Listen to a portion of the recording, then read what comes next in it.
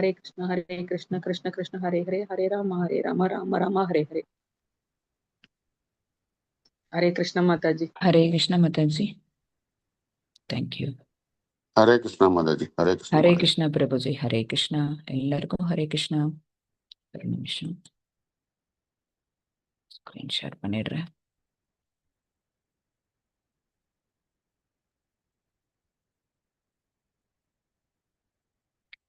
ஹரே கிருஷ்ணா. அனைத்து பக்தர்களுக்கும் ஹரே கிருஷ்ணா.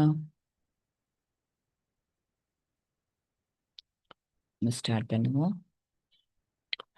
பெங்களூர்ல இருக்கக்கூடிய இஸ்கான் டெம்பிள்ல நம்மளோட ஸ்ரீ ஸ்ரீ ராதா கோவிந்தா டைட்டிஸ் அவங்கள தான் நம்ம பார்த்துட்டு இருக்கிறோம். அவங்களுக்கு நம்மளோட வந்தனங்களை தெரிவிச்சுட்டு நம்ம இன்னைக்கு சாப்டருக்குள்ள நம்ம போகலாம். ஹரே கிருஷ்ணா கிருஷ்ணா கிருஷ்ணா ஹரே ஹரே, ஹரே ராமா ராமா ராமா ஹரே ஹரே. Starting prayer. ஓம் நமோ பகவதே வாசுதேவாய. ஓம் நமோ பகவதே வாசுதேவாய. ओम नमो भगवते वासुदेवाय. ओम अज्ञानतिमिरान्धस्य ज्ञानाञ्जनशलाकया चक्षुरुन्मीलितं येन तस्मै श्रीगुरवे नमः. श्रीचैतन्यमनोभीष्टं स्थापितं येन भूतले स्वयं रूपा कदा मह्यं ददाति स्वपदान्तिकं. हे कृष्ण करुणा सिन्धो दीनबन्धो जगत्पते गोपीश गोपिका कान्ता राधाकान्ता नमोस्तुते. तप्तकाञ्चन गौराङ्गी राधे वृन्दावनेश्वरी वृषभानुसुते देवी प्रणमामि हरिप्रिये. वाञ्छाकल्पतरुभ्यश्च कृपासिन्धुभ्येव च पतितानां पावनेभ्यो वैष्णवेभ्यो नमो नमः. नमो ओं विष्णुपादाय कृष्णप्रेष्ठाय भूतले श्रीमते भक्तिवेदान्त स्वामिनिति नामिने. नमस्ते सरस्वते देवी गौरवाणी प्रचारिणे निर्विशेष शून्यवादी पाश्चात्य देशतारिणे. जय श्री कृष्ण चैतन्य प्रभु नित्यानंद श्री अद्वैत गदाधर श्रीवासादि गौरभक्त वृंदा. हरे कृष्णा कृष्णा कृष्णा हरे हरे, हरे रामा रामा रामा हरे हरे. हरे कृष्णा.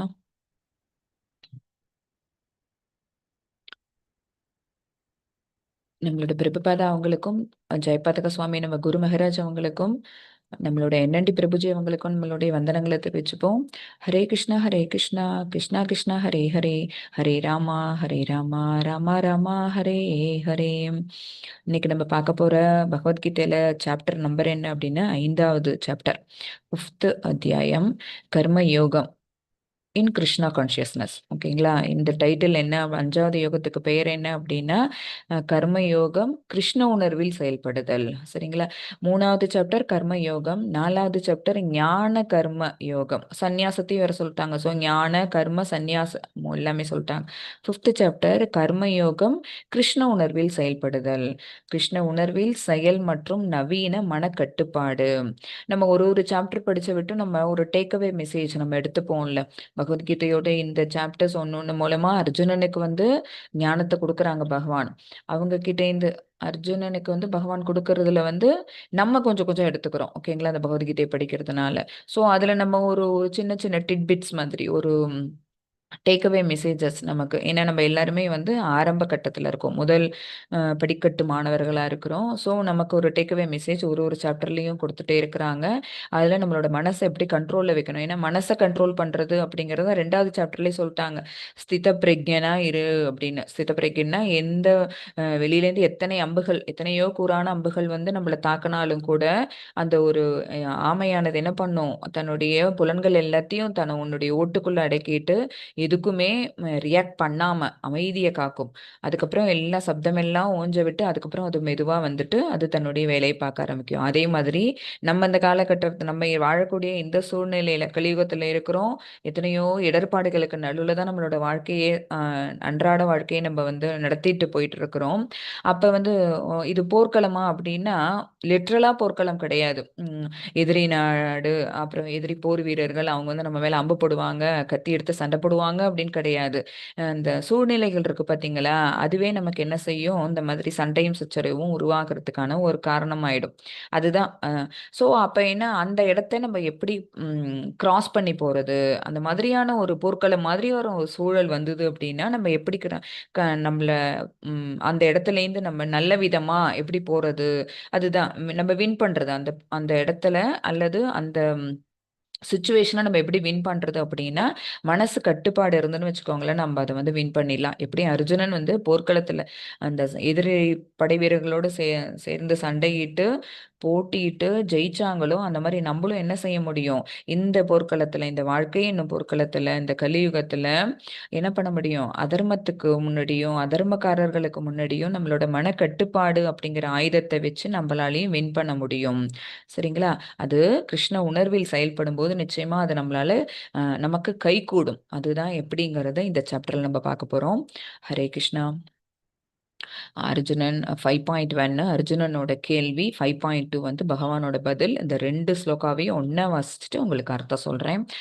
அர்ஜுன உவாச்ச சந்நியாசம் கர்மணாம் கிருஷ்ண புனர்யோகம் ச சம்சசி யஸ்ரேய ஏதயோர் ஏகம் தன்மே ப்ரூஹி சுநிஷ்சிதம். ஸ்ரீ பகவான் உவாச்ச சந்நியாச கர்ம யோகஸ்ச நிஸ்ரேயஸ்கர உபௌ தயோஸ்து கர்ம சந்நியாசாத் கர்ம யோகோ விசிஷ்யதே.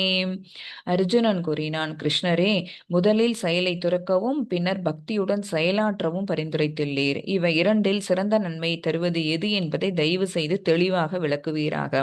தெளிவாக சுநிச்சிதம் எது எது வந்து நீங்க எனக்கு எது சரியா இருக்கும் அப்படிங்கிறத நிச்சயமா நீங்க சொல்லுங்க, தெளிவா சொல்லுங்க அப்படின்னு கேக்குறாங்க. எதை ரெண்டுத்துல அப்படின்னா, ஒண்ணு சந்நியாசம்னு சொன்னாங்க, இன்னொன்னு கிருஷ்ண யோகம்னு சொன்னாங்க. செயலை துறக்கவும், செயலை துறக்கிறதுங்கிறது சந்நியாசம் போறது.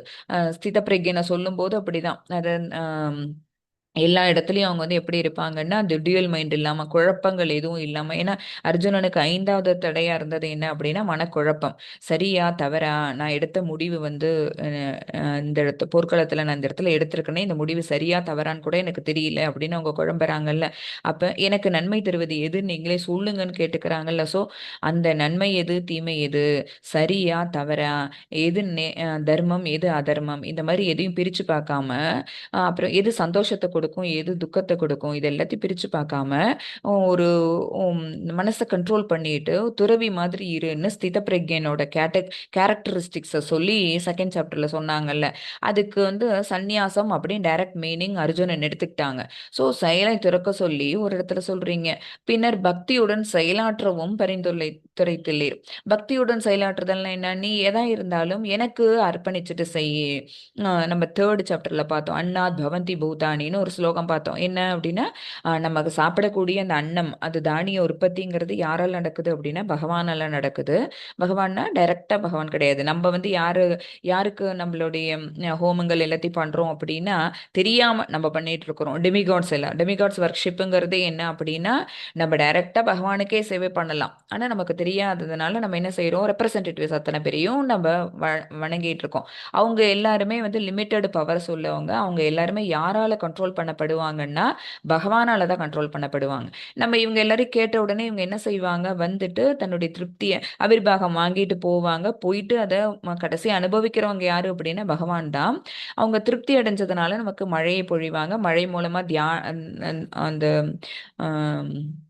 தானிய உற்பத்திங்கிறது நடக்கும். தானிய உற்பத்தி நடந்ததுன்னா நம்ம அதை வந்து ப்ராசஸ் பண்ணி அதை ஃபுட் ஆக்கி நம்ம அந்த உணவை எடுத்துக்கிறோம். உணவை எடுத்துக்கிறதுக்கு முன்னாடி என்ன செய்யணும், பகவானுக்கு அதை நைவேத்தியம் பண்ணிட்டு அதை எடுத்துக்கணும். பகவானுக்கு அர்ப்பணிக்கப்படாத எதுவுமே என்னவா இருக்கும்னு சொல்லியிருக்கிறோம், பாவப்பட்ட உணவு, அப்புறம் திருடர்கள். நம்ம அந்த மாதிரி நம்மளாவே செஞ்சு நமக்கே நம்மளுடைய புலனின்பத்துக்காக சாப்பிட்டோம்னு வச்சுக்கோங்களேன், அது வந்து நம்ம திருடு பண்றோம்னு அர்த்தம். ஏன்னா அது யாரால கொடுக்கப்பட்டது, பகவானால கொடுக்கப்பட்டது. அப்ப பகவானுக்கு நம்ம நன்றி சொல்லணும்ல.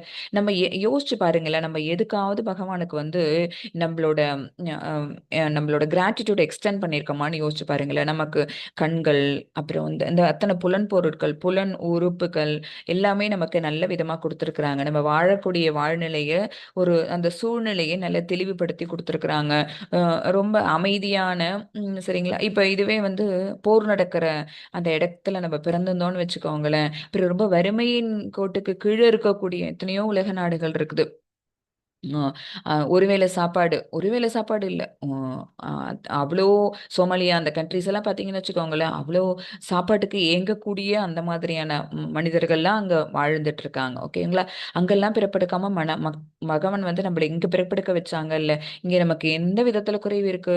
சூரிய வெளிச்சம் கிடைக்குது, மழை கிடைக்குது, தேவையான நேரத்தில் காற்று கிடைக்குது. அப்புறம் நம்ம இதெல்லாம் வந்து இயற்கையா கொடுத்தது. அப்புறம் செயற்கையா நம்மளா உருவாக்கிக்கிட்ட எத்தனையோ விஷயங்கள் எல்லாமே நம்மளுடைய வசதிக்காக நம்ம ஏற்படுத்தி வச்சிருக்கோம். அந்த வசதியை நம்ம அனுபவிக்கிறதுக்கு நமக்கு தேவையான பணம், பொருள் அல்லது அந்த பணம் பொருளை ஈட்டுவதற்கான டேலண்ட்டையும் நம்ம கொடுத்துருக்காங்க. இதர் நம்ம உடலால வேலை செஞ்சு நம்ம பணம் ஈட்டுறோம் அப்படின்னா உடல் உழைப்பு கொடுக்கறதுக்கான நல்ல உடலமைப்பை கொடுத்துருக்குறாங்க. இல்ல புத்தியின் மூலமா, ஓகேங்களா, அறிவு சார்ந்தப்பட்ட எத்தனையோ இப்போ டீச்சிங் தொழில் அப்படின்னு வச்சுக்கோங்களேன், ஞானம் வேணும். அப்ப அந்த மாதிரியான செயலை செஞ்சு நம்ம பணம் ஈட்டி நம்மளுடைய வாழ்க்கை முறையை நல்லபடியா கொண்டு போறோம். இது இத்தனையும் கொடுத்துருக்காங்களே, நம்ம பகவானுக்கு நம்ம நன்றி செலுத்திருக்கோமா நம்ம யோசிச்சு பார்க்கணும். அப்ப பகவான் என்ன பண்ணியிருக்கிறாங்க அப்படின்னா, இவ்வளவு விஷயங்களையும் நமக்காக ஏற்படுத்தி கொடுத்துருக்குறாங்க. அப்புறம் இதை தவிர இல்லாம அவங்க அவங்க அவங்க என்ன பண்ணியிருக்கிறாங்க, நம்ம கூடயே வந்திருக்கிறாங்க. அவங்க நம்ம எல்லாரையும் இங்க அனுப்பி விட்டுட்டு ஜீவாத்மாக்கள் எல்லாருமே பௌதிக உலகத்தை வந்து பார்த்து இங்க அனுபவிக்கணும், வாழ்ந்து பார்க்கணும் அப்படின்னு ஆசைப்படுறதுனால நமக்கு எல்லாம் ஃப்ரீ வில் கொடுத்து அனுப்பியிருக்கிறாங்க. நமக்கெல்லாம் ஃப்ரீ வில் இருக்கு. அதாவது நான் இதை போயிட்டு வரணும் அப்படின்னு நம்ம சொன்னோம்னு வச்சுக்கோங்களேன், நம்மளோட பேரண்ட்ஸ் வந்து நம்மள என்ன செய்வாங்க, ஓகே போயிட்டு ஆனால் இந்த டைம்குள்ளே திரும்பி வந்துடணும் அப்படின்னு. அப்படி அந்த டைம்குள்ளே வரலன்னு வச்சுக்கோ, நான் என் பையனே பண்ணுவேன். அந்த நான் சொன்ன டைம்குள்ளே வரலன்னா ஃபோன் அடிப்பேன், 10 மெசேஜ் வைப்பேன். எல்லாருமே இது பண்ணுவோம். ஏன் லேட் ஆனுச்சு அப்படின்னா நீ சொல்லியிருக்க மாட்டியா அப்படின்னு. நம்ம வாழக்கூடிய இந்த லைஃப் ஸ்பேனே எவ்வளோ அப்படின்னா 100 வருஷம். 100 வருஷம் சொல்லியிருக்கிறாங்க. பட் நான் ஒருத்தவங்களுக்கும் அந்த கால அளவு மாறும். அதுக்குள்ளேயே நம்ம என்ன செய்கிறோம், இது என்னது, இவன் என்னுடையவன், இவன் என் பையன், இவன் இது என்னை சார்ந்தது இப்படின்னு நம்மளுக்குள்ளேயே அந்த அது என்ன நம்ம தான் வந்து ஓனர் அப்படிங்கிற அந்த ஓனர்ஷிப்பை நம்ம மனசுல தூக்கி வச்சுட்டு நம்ம என்ன செய்கிறோம், எல்லாருக்கிட்டையும் உரிமையா சண்டை போடுறோம், நம்மளோட உரிமையை நிலைநாட்டணும்னு பார்க்குறோம்.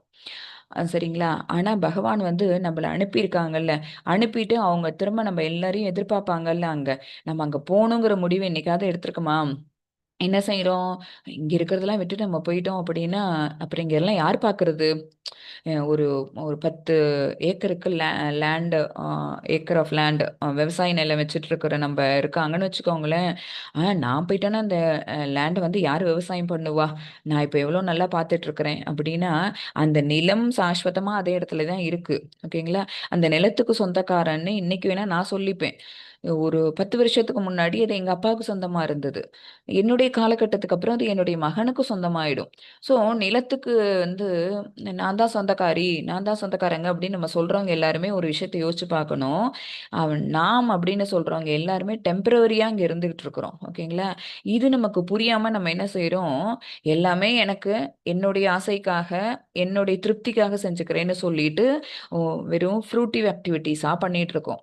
அதை எல்லாத்தையும் மாத்தி பகவான் என்ன செய்ய சொன்னாங்க, பக்தியுடன் செயலாற்று.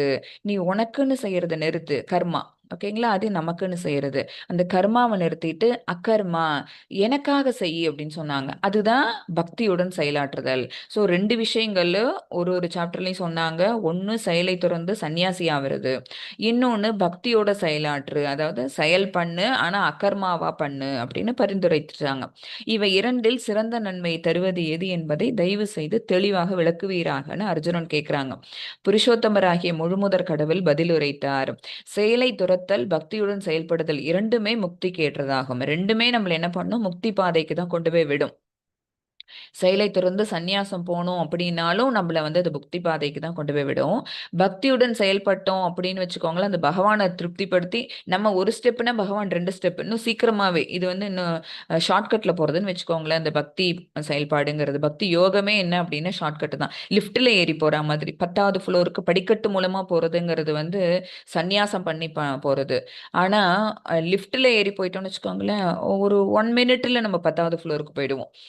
சரியா? சரியா? ஸோ அப்ப ஏன் அப்படின்னா, நம்ம ஒரு ஸ்டெப் வச்சோம்னா, பகவான் நம்மள நோக்கி 2 ஸ்டெப் வைப்பாங்க. அப்ப ரொம்ப ஈஸியா நம்ம லிபரேட் ஆயிடுவோம். 2மே புக்திக்கு ஏற்றது. ஆனால் இவை 2ல் செயலை துறப்பதை விட பக்தி தொண்டில் செயல்படுவது சிறந்தது. இப்ப நான் சொன்னது தான். என்ன அப்படின்னா, பகவான் செயலை துறக்கிறது. செயலை துறக்கிறதுன்னா என்ன மத்தாஜின்னா, சந்நியாசம் போறதுன்னு வச்சுக்கோங்க. சந்நியாசம் போறது இப்ப இந்த காலகட்டத்துலலாம் நடக்குமா? இப்ப இதுவே நம்மளோட யுகத்துக்கு முன்னாடி இருந்த துவாபர யுகம், திரேதா யுகம், கிருத்த யுகம் அப்படிலாம் பார்த்தீங்கன்னு வச்சுக்கோங்களேன், அவங்களுக்கெல்லாம் ஆயுட்காலமே பெருசு. கிருத்த யுகத்துல இருந்தவங்களுக்கு 1,00,000 ஆண்டுகள் ஆயுட்காலம். அவங்க 1,00,000 ஆண்டுகள் இந்த பூமியில வாழ்ந்துட்டு இருந்தாங்க. சரிங்க. அப்ப அவங்க என்ன பல ஆயிரம் ஆண்டுகள் அவங்க போய் தவமே பண்ணுவாங்க.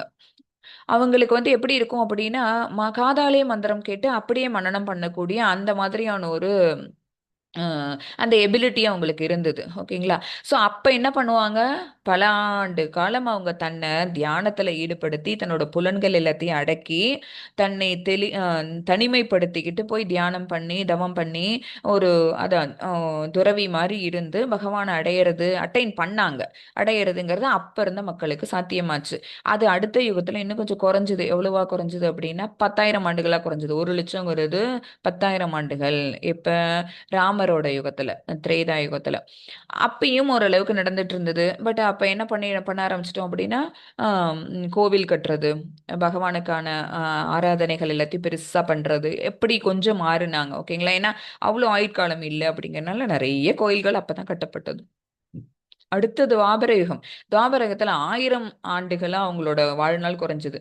ஜீவாத்மாக்களோட ஆயுட்காலம் வந்து 1000 ஆண்டுகளா. 1000 ஆண்டுகளா என்ன செய்ய முடியும்? யாகம் வளர்க்க முடியும், வேள்வி வளர்க்க முடியும். அதெல்லாம் பண்ணி பகவான திருப்திப்படுத்திட்டு இருந்தாங்க.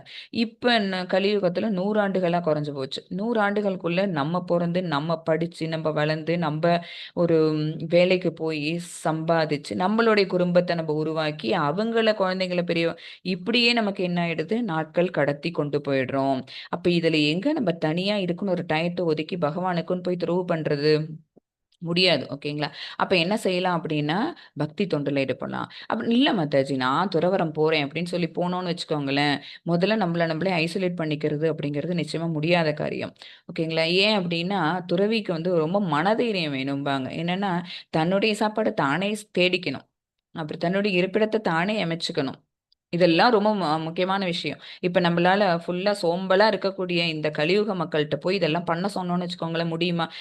எல்லாரும் டிபெண்டன்ட்டா இருக்கிறோம். டிபெண்டன்ட்டா இருக்கிற நம்மளால என்ன பண்ண முடியாது? துறவி ஆக முடியாது. அப்படி நிர்பந்திக்கப்பட்ட துறவியா நம்ம ஆனோம்னால் கூட, என்னைக்காவது ஒரு நாள்லாம் என்ன ஆயிடுவோம்? அதுலேருந்து திரும்ப வந்துருவோம். அப்பப்பா என்னால இதெல்லாம் முடியாது. ஒரு 10 நாள் கூட நம்மளால ஓட்ட முடியாதுன்னு சொல்லுவாங்கல்ல. "ஓ! இத நீ பண்ணி பார்க்குறியா? உன்னால 10 நாள் கூட பண்ண முடியாது" அப்படிம்பாங்கல்ல. ஸோ யூ டர்ன் போட்டு நம்ம திருப்பி ஸ்டார்ட் பண்ண பாயிண்ட் இல்ல அத விட பின்னாடியே போயிடுவோம். ஸோ எது சிறந்ததுன்னு பகவான் சொல்ட்டாங்க பாருங்க. அந்த பின்னாடி பொறக்க போறது கலியுகம். ஏன்னா இது வந்து எவ்ரிடே சொல்லிக்கிட்டே இருக்கவங்களுக்கு ஞாபகப்படுத்திக்கணுங்கிறதுக்காக துவாபரகத்தோட எண்டுல நடந்தது. ஸோ இதில வச்சு தான் பகவத்கீதையை பகவான் சொன்னதுக்கான காரணம் என்ன அப்படின்னா, கலியுக மக்களுக்கு இந்த ஞானம் போய் சேரணுங்கிறதுக்காக தான் பகவான் மறுபடியும் வந்து சொல்றாங்க அர்ஜுனனுக்கு தேவையில்லாத குழப்பங்கள் எல்லாத்தையும் உண்டு பண்ணி, நமக்காக தான் பின்னாடி வரக்கூடிய சந்ததிகள் அத்தன பேரும், ஜனங்கள் அத்தன பேரும் இந்த ஞானத்த தெரிஞ்சுக்கணும் அப்படிங்கிறதுக்காக தான் பகவான் மறுபடியும் அந்த பகவத்கீதையை அர்ஜுனனுக்கு சொன்னாங்க. அப்ப சொல்லும்போது எத சொல்றாங்க? செயலை துறக்கிறதுங்கிறது சொல்லிக் குடுத்தேன். பட் செயலை துறப்பதை விட பக்தி தொண்டில் செயல்படுவது சிறந்தது. பக்தி தொண்டுங்கிறது என்ன அப்படின்னு பார்த்தீங்கன்னா, நம்ம டே டு டே ஆக்டிவிட்டீஸ்ல நம்ம பண்ணிட்டு இருக்கிற அதே செயல்பாடுகள் தான். பட் அதுல வந்து பகவானை இணைச்சுக்கிறது. ஒரு ஆ நம்ம நெறைய அந்த புக்லலாம் கூட படிச்சிருப்போம். வெறும் தண்ணி அப்படிங்கிறது என்ன ஆயிடும் அப்படின்னா, சுவாமி கிட்ட வச்சு எடுத்தோம் அப்படின்னா தீர்த்தம் ஆயிடும் அப்படிம்பாங்க. சரியா? நம்ம ஒரு ட்ரிப் அப்படின்னு நம்ம போறோம் அப்படின்னா, அத டூர்ன்னு சொல்றோம். ஓகேங்களா? அல்லது ஒரு ஒரு நம்ம ஒரு வெளியூர் பிரயாணம் அப்படின்னு சொன்னோம்னு வச்சுக்கோங்களேன். அதுவே நம்ம ஆன்மீக பயணமா மேற்கொண்டோம்னு வச்சுக்கோங்களேன். நெறைய கோவில் போறது, அப்புறம் தீர்த்தங்கள் எல்லாம் குளிக்கிறது அப்படின்னா, தீர்த்த யாத்திரை அந்த மாதிரி ஆயிடும். ஆன்மீக யாத்திரை அப்படி ஆயிடும். ஓகேங்களா? செயல் ஒண்ணுதான். ஆனா, அந்த செயல வந்து பக்தன் அல்லாதவனும், பக்தி உடையவனும் செய்யறதுக்கான வித்தியாசத்த பாருங்க. இவங்க போயிட்டு வந்தாங்கன்னா, அது ஜஸ்ட் ஜாலி ட்ரிப்பு. இதுவே பக்தர்களாகிய நம்ம போயிட்டு வந்தோம் அப்படின்னா, அது வந்து தீர்த்த யாத்திரை ஆயிடும். அப்புறம் இவங்க சாப்பிடுறது ஒரு சாதாரண உணவு. நம்ம சாப்பிடுறது பகவானுக்கு வச்சுட்டு எடுத்ததுனால, அது வந்து பிரசாதம் ஆயிடும். ஸோ, இந்த மாரி ஸ்லைட் டிஃபரன்ஸ் இருக்கு பாருங்க. 2மே உணவு தான். 2 பேர் தட்டுலயும் ஒரே உணவு தான் இருக்கு. ஆனா, இவங்க செஞ்சு அப்படியே அவங்களே சாப்பிட்டுக்கிறாங்க. நம்ம என்ன பண்றோம்? பகவானுக்கு அர்ப்பணிச்சுட்டு அத எடுத்து சாப்பிடுறோம். எதுக்காக? பகவானுக்கு நன்றி சொல்றதுக்காக. ஸோ, செயலை துறந்தோன இந்த மாரி செயல்லாம் நம்மளால செய்ய முடியுமா? செய்ய முடியாது.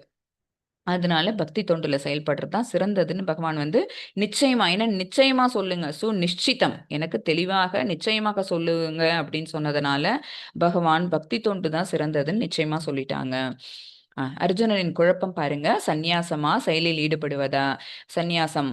அடுத்தது கர்ம யோகம்.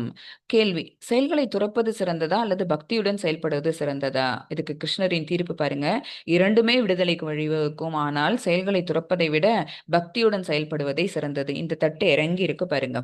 இது வந்து பகவானுக்கான சேவை பண்ணணும் அப்படிங்கிறது. இந்த தட்டு வந்து எப்படி இருக்கு? இறங்கி வெயிட்டா இருக்கு. ஸோ சந்நியாசம் போறது அப்படிங்க, ஏன்னா இது என்னைக்கு வேணாலும் இது திரும்ப வந்துருவோம் நம்ம. அந்த அளவுக்கு ஒரு கட்டுப்பாடுங்கிறது நம்ம மனசுல கிடையாது. துவாபரகத்துல இருந்த துவாபர யுகத்துல இருந்த அர்ஜுனனுக்கே மனக்கட்டுப்பாடுங்கிறது இல்ல. நாளைக்கு சாப்டர்ல அவ்வளவு புலம்புவாங்க. மனசை கண்ட்ரோல் பண்றதுங்கிறது அவ்வளவு கஷ்டமான விஷயமா இருக்குதே. நீ என்ன மனசை கண்ட்ரோல் பண்ண சொல்லி யோக முறையெல்லாம் அஷ்டாங்க யோக முறை நாளைக்கு கிளாஸ்ல வரும். ஸோ அதெல்லாம் பண்ண சொல்றீங்களே, என்னால எப்படி முடியும் அப்படின்னு கேட்கும்போது தான் அந்த கேள்வி அடுத்த சாப்டர்ல வருங்கிறதுனால தான் பகவான் இங்கேயே சொல்லி வச்சிடறாங்க. என்ன, நீ கர்ம யோகமே பண்ணு, பட் கர்மமா பண்ணாம அதை என்ன செய்ய, அக்கர்மமா பண்ணு. அக்கர்மம்னா என்ன அர்த்தம்? பக்தியுடன் செயல்படுவது. நேத்து 3 வார்த்தை பார்த்தோம். கர்மா அப்படிங்கிற ஆக்ஷன் அப்படிங்கிற அந்த வேர்டு வந்து 3ஆ பிரியுதுன்னு பார்த்தோம். ஒண்ணு கர்மம், இன்னொன்னு அக்கர்மம், இன்னொன்னு விக்கர்மம். விக்கர்மம் பத்தி நம்ம பேசவே வேண்டாம்னு சொல்லியாச்சு. என்ன அது என்ன?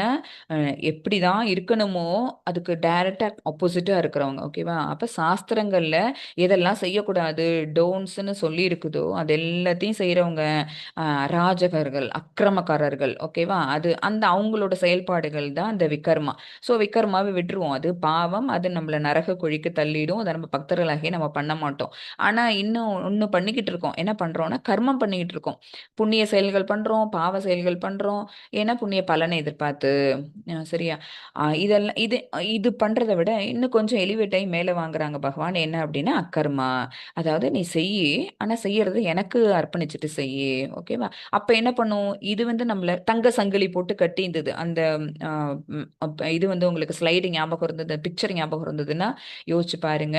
அதுல தங்க சங்கிலி என்ன பண்ணும்? நம்மள பிணைச்சு விட்டுரும். அது என்ன பண்ணும்? அந்த சங்கிலிய உடைச்சிட்டு நம்ம எங்க போறோம்? பகவானோட திருவடி தாமரையை நோக்கி போற மாதிரி இருந்திருக்கும் அந்த பிக்சர். ஓகேவா? சோ சிறந்தது எதுங்கிறத இப்ப அர்ஜுனனுக்கு தெளிவா பகவான் சொல்லிட்டாங்க, பிரிஸ்கிரைப் பண்ணிட்டாங்க. இதுல 3 விஷயமா 3 பேர் இருக்காங்க பாருங்க, ஜீவாத்மாக்கள் யார் யாருன்னா, ஒண்ணு போகி, அப்புறம் தியாகி, அப்புறம் பக்தன். போகி யாரு அப்படின்னா, என்ஜாய் பண்ணுவாங்க. இவங்க வந்து எப்படி சொல்லலாம் அப்படின்னா, பக்தன் அல்லாதவன் அப்படின்னு கூட சொல்லிடலாம். பொருட்களை தனது இன்பத்திற்காக தேடி ஓடுபவர். நமக்கு இவ்வளோ வச்சிருக்கோமா, இதோட போதும் அப்படின்னு யார் ஒருத்தவங்க ஸ்டாப் பண்றோம்? யாருமே ஸ்டாப் பண்றது கிடையாது. என்கிட்ட இன்னைக்கு 1,00,000 இருக்கா, நாளைக்கு அதை எப்படி 5,00,000 ஆக்குறது?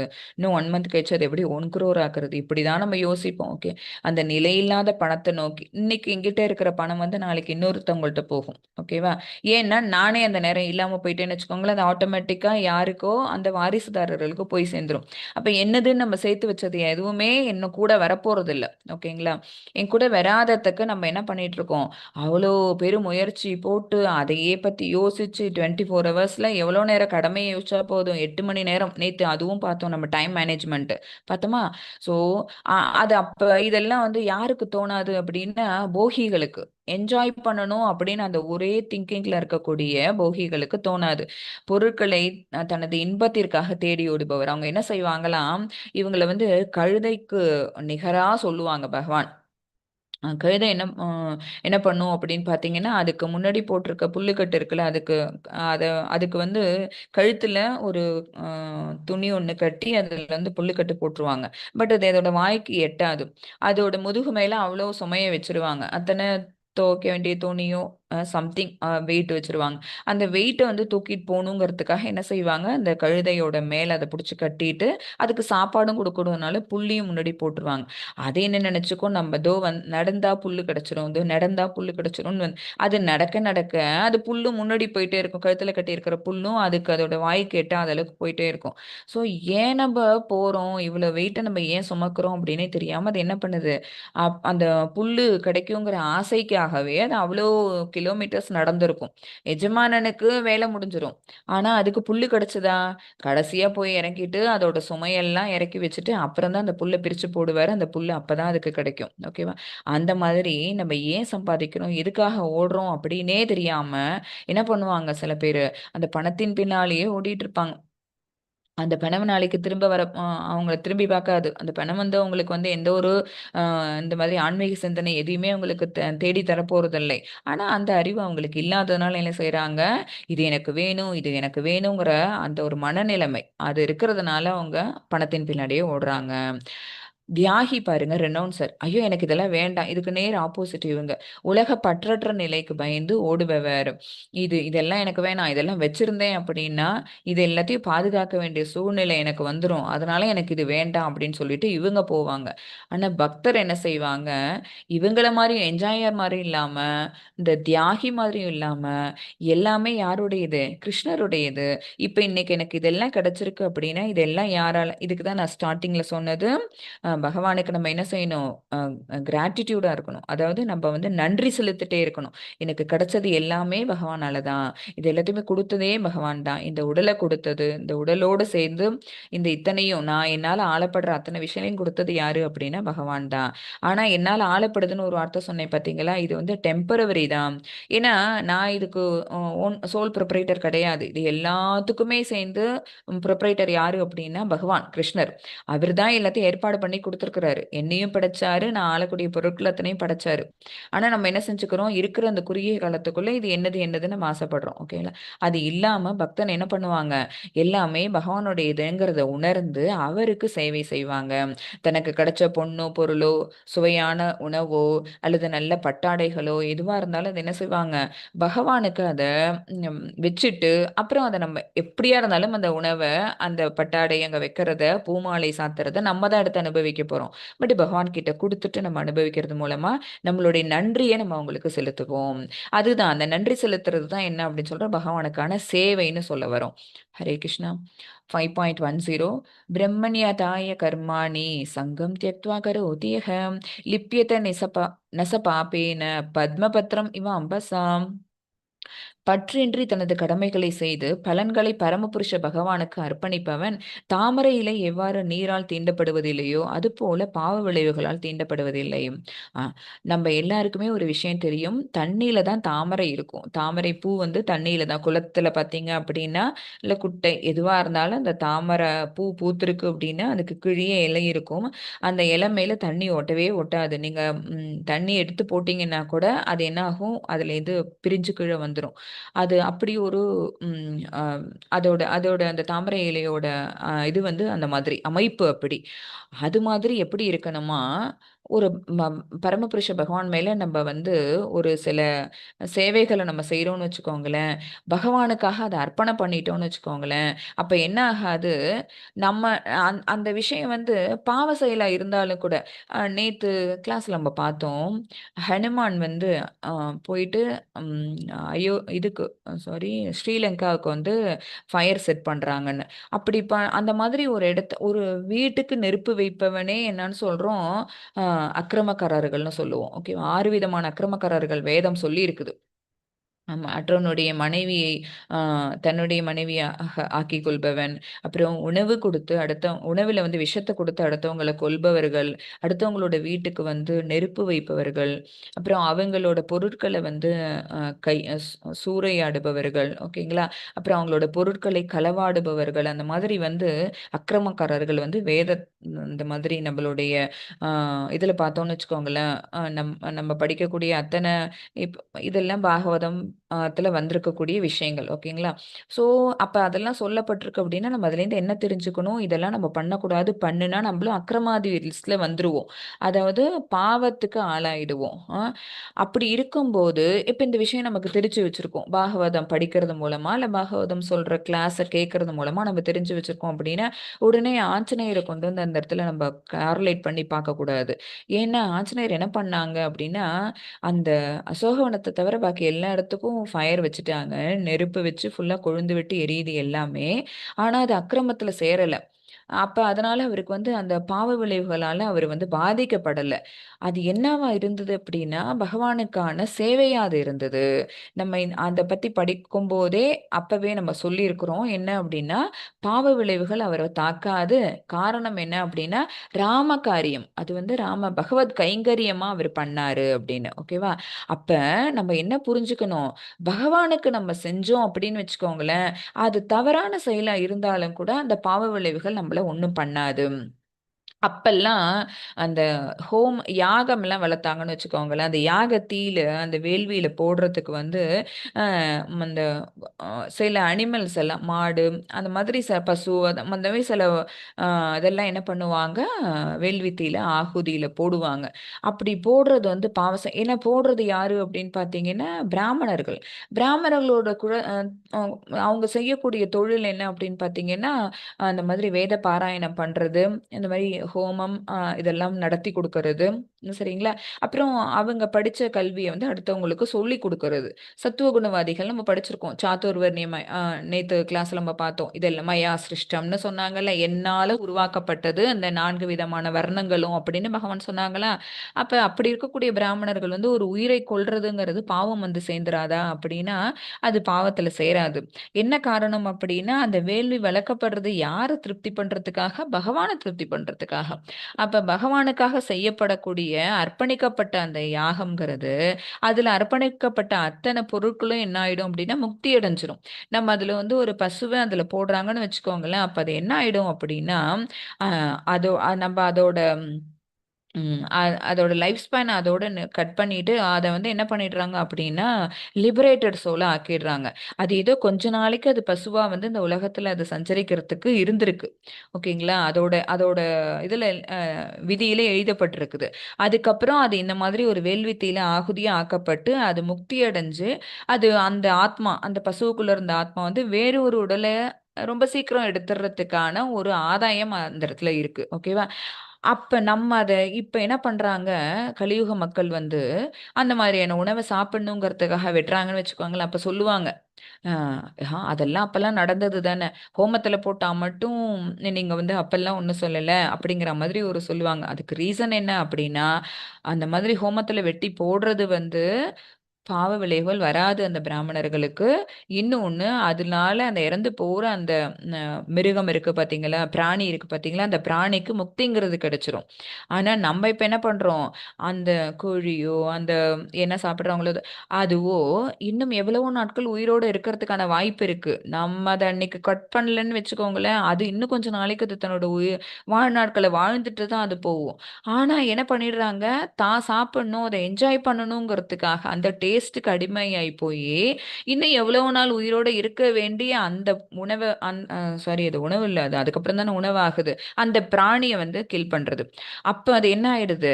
பாவ விளைவுகள கண்டிப்பா தரும். அதனால தான் வந்து இஸ்கான்ல என்ன பண்ணுவாங்க அப்படின்னா, rules and regulations basic relative பிரின்சிபல்ஸ்ல என்ன இருக்கு அப்படின்னு பார்த்தீங்கன்னா, இந்த மாதிரி வந்து புலால் உண்ணாமை, அதாவது நான்வெஜ் எடுத்துக்க கூடாதுங்கிறது தான் ஃபர்ஸ்ட்டு ஓகேங்களா? காஃபி, டீ நம்ப விட்டுறணுங்கிறது, அப்புறம் நம்ப வந்து ஆனியன், பூண்டு இதெல்லாம் சாப்பிடக்கூடாதுங்கிறது, அப்ப அதோட சேர்ந்து இது என்ன அப்டின்னா, நான்வெஜ் எடுத்துக்க கூடாது. காரணம் என்ன அப்டின்னா, அது பாவத்தை கொண்டு வந்து சேர்க்கும். ஓகேவா? இது எல்லாமே ஆனியன், பூண்டுலலாம் என்ன மாத்தாச்சு இருக்குது? அ அதாவது நான்வெஜ் ஐட்டம்னு சொல்றீங்க. பூண்டுலயும், வெங்காயத்திலும் என்ன மாத்தாச்சு இருக்கு? அதெல்லாம் வந்து தாவரங்கள் தானே அப்டின்னு சொல்லலாம். ஆனா வந்து அதுக்கும் ஒரு கதை பாகவதத்துல வந்திருக்கு கதை. அது என்ன அப்டின்னா, அந்த இதுல ம் அமிர்தத்த பிரிச்சு குடுத்தாங்கல்ல. அப்ப அமிர்தத்த பிரிச்சு குடுக்கும்போது, அ பகவான் தான மோகினி அவதாரம் எடுத்து வந்து பிரிச்சு குடுத்தாங்களா? அப்ப என்ன ஆகும், அசுரர்கள் எல்லாரும் இந்த மோகினி அவதாரத்தோட அழகுல மயங்கி அப்படியே எல்லாம் அ அந்த அமிர்தம் பிரிச்சு குடுக்கறத வந்து வாங்கிக்காமயே அப்படியே அந்த அழகுலயே டான்ஸ் ஆடிக்கிட்டு இருப்பாங்க. அதுல வந்து ராகு, கேது அவங்களுக்கு மட்டும் என்ன பண்ணிடுவாங்க, தெரிஞ்சு போயிடும். ஆஹா! விஷ்ணு வந்து நம்மள ஏமாத்துறாங்க போல இருக்கே. தேவர்களுக்கு மட்டும் ஒரு சைடா எல்லாம் அமிர்தம் எல்லாம் போயிட்டு இருக்குது. நம்ம எல்லாருமே இந்த ஆடி, பாடி இந்த என்ஜாய்மென்ட்டோட இருக்கிறதுல நம்ம எல்லாருக்குமே கிடைக்காம மிஸ் ஆகுதே அப்படின்னு தெரிஞ்சுட்டு போயிட்டு, அந்த அமிர்தம் அங்க ட்ரை பண்ணும்போது, அ இது பகவானுக்கு தெரிஞ்சிருது. அந்த அந்த அமிர்தம் போட்டுட்டு இருந்தாங்கல்ல, அந்த கரண்டியாலேயே அவங்க தலையில ஒரு கொட்டு வைப்பாங்க. அப்ப என்ன ஆகும், அவங்களுக்கு கொஞ்சோண்டு அந்த அமிர்தம் கிடைச்சிரும், அவங்களோட நாக்குல அது பற்றும். அதனாலதான் அவங்க அமரர்கள் ஆயிட்டாங்க. ஓகேவா? ஆனா அதனால அவங்களுடைய மண்டை உடைஞ்சு கீழே வந்தது பாத்தீங்களா? அந்த ரத்தம் தான் என்ன ஆச்சா, ரத்தமும் சதையும் தான் ஆனியனா, அதாவது வெங்காயமாவும் பூண்டாவும் மாறுனுச்சு அப்படிம்பாங்க. அதனாலதான், ஓகேங்களா? அதனாலதான் அதையும் விளக்க சொல்லி இஸ்கான் சொல்றதுக்கான காரணம். முயற்சி பண்ணுவோம், நிச்சயமா நம்மளால வெற்றி அடைய முடியும் அதெல்லாம் சாப்பிடாம. சோ இப்ப நம்ம திருப்பி இருக்கே வருவோம். பற்றின்றி தனது கடமைகளை செய்து அவுட்புட் என்ன வரும், எனக்கு அனுகூலமா வருமா, எனக்கு சாதகமா இருந்தா நான் என்ஜாய் பண்ணுவேனே அப்படின்லாம் யோசிக்காம, பற்று இல்லாம, அவுட்புட் என்ன வருங்கிறது பத்தி யோசிக்காம, எனக்கு விதிக்கப்பட்ட கடமை, நான் இதை செஞ்சே ஆகணும், அதனால என்னுடைய கடமை செய்றேன் அப்படின்னு. அதுதான் பற்றின்றி தனது கடமைகளை செய்து பலன்களை, சரி அவுட்புட் என்னங்கிறத யோசிக்காம செஞ்சோம் அப்படின்னா, அவுட்புட் வருது பாத்தீங்களா, அது எனக்கு நம்ம எடுத்துக்கணுமா அப்படின்னா இல்ல. அது என்ன செய்யணும், கிருஷ்ணார்ப்பணம்னு பகவான்கிட்ட ஒப்படைக்கணும்.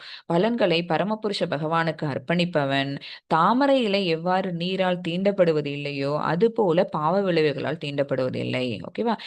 தாமரை இலை மேல நீங்க வந்து ம், வச்சீங்கன்னா கூட, தண்ணியை வச்சீங்கன்னா கூட அந்த தாமரை இலை என்ன பண்ணிடும், அந்த தண்ணியை வந்து விட்டுட்டு அது எப்படி நீங்க ஷேக் பண்ணி உதறி விட்டீங்கன்னாலே இந்த தண்ணியெல்லாம் தெரிச்சு போயிடும். ஓகே, அந்த மாதிரி அந்த ஆத்மாவுக்கு பாவ விளைவுகள் நிச்சயமா அவங்களை என்ன பண்ணாது, ஆட்படுத்தாது.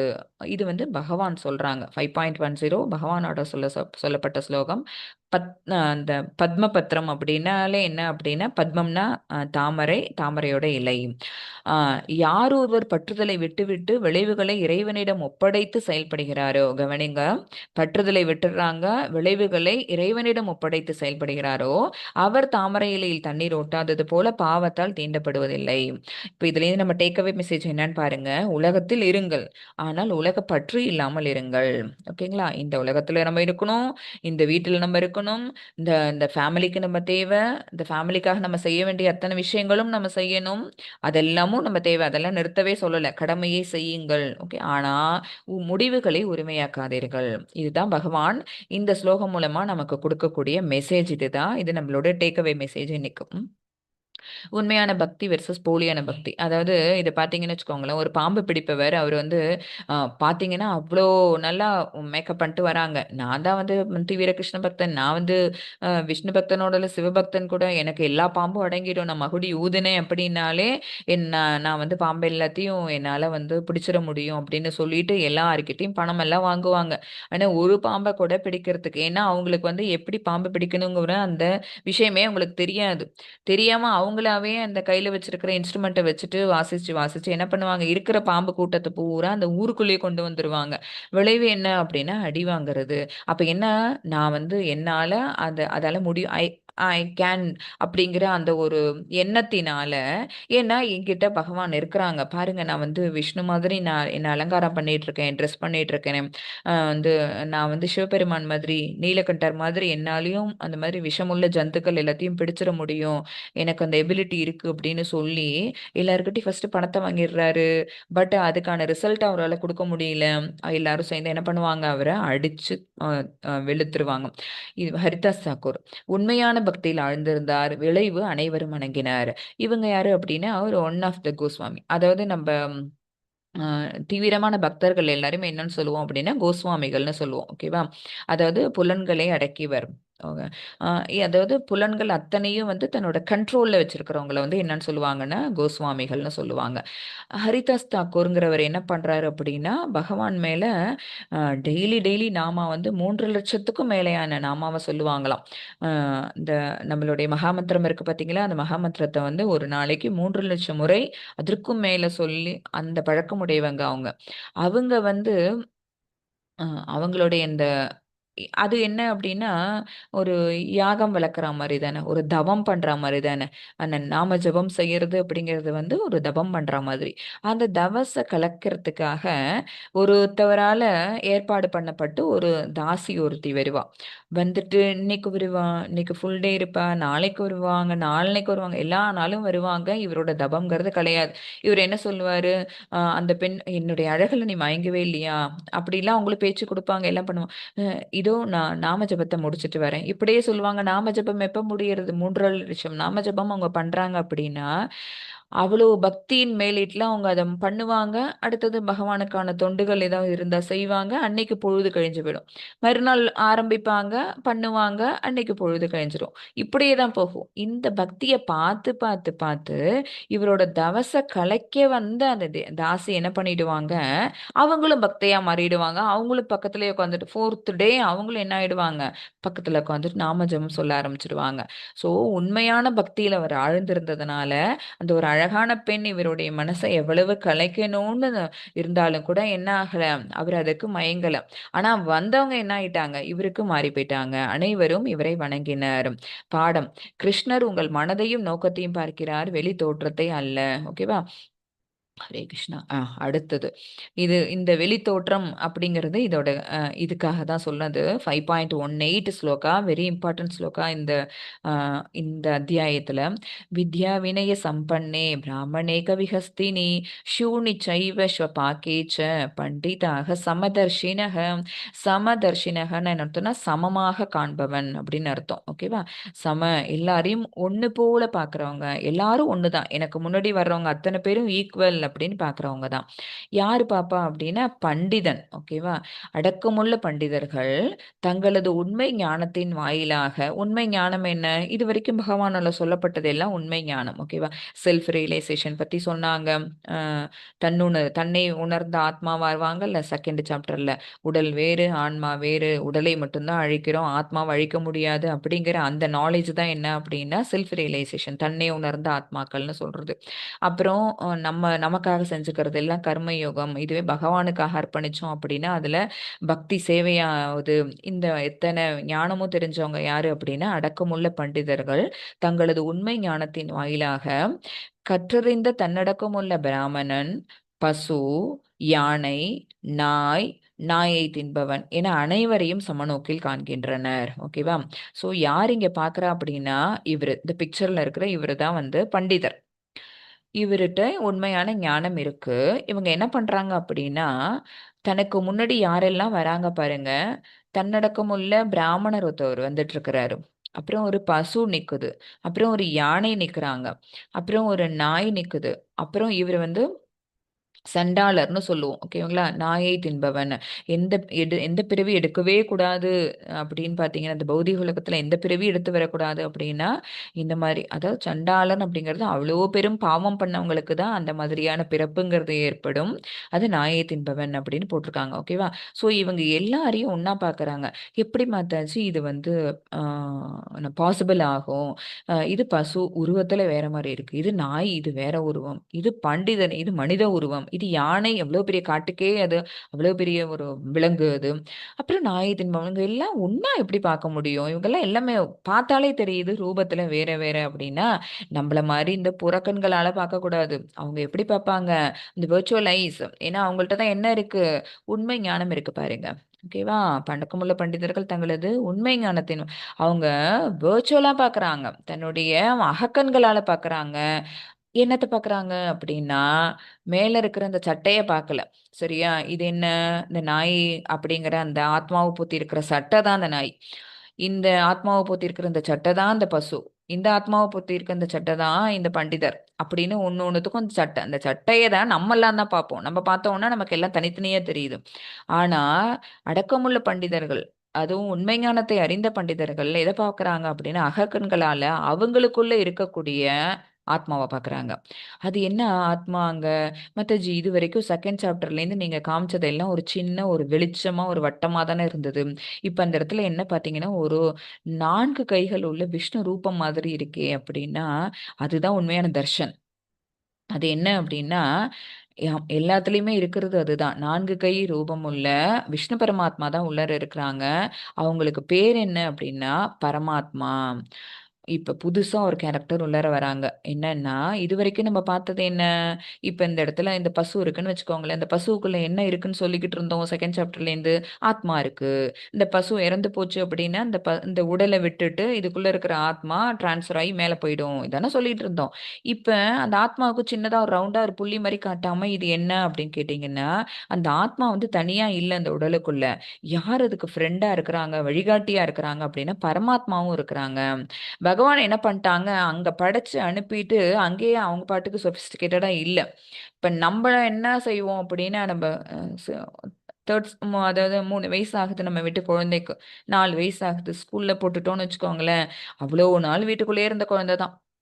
நம்மளோடையே 24 ஹவர்ஸ் நம்மளே வச்சுட்டு இருந்த குழந்தை தான். ஸ்கூல் போட்டாச்சு அப்படின்னா, நம்ம ஸ்கூலுக்கு தான் அனுப்பியே ஆகணும்.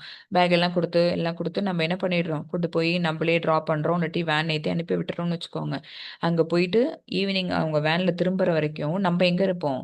வீட்ல தான் இருப்போம். ஓகேங்களா? மதியானம் லஞ்ச் குடுக்க வேணா போறோம்னு வச்சுக்கோங்க. ஆல்மோஸ்ட் நம்ம என்ன பண்ணுவோம்? வீட்ல தான் இருப்போம். ஆனா நம்ம மனசுல மட்டும் நெனச்சுப்போம்.